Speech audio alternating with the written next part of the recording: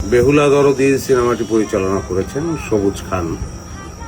এটা ভাসান গানের একটি দলের গল্প নিয়ে চলচ্চিত্রটি।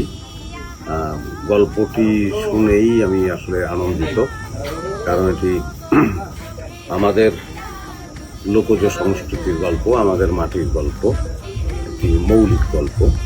সেই মৌলিক গল্পের চলচ্চিত্রায়ন করেছেন সবুজ খান।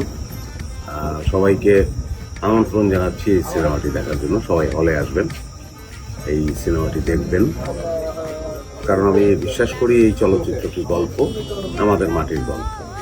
আপনাদের অংশগ্রহণ আমাদের চলচ্চিত্র যাত্রাকে বেগবান করবে।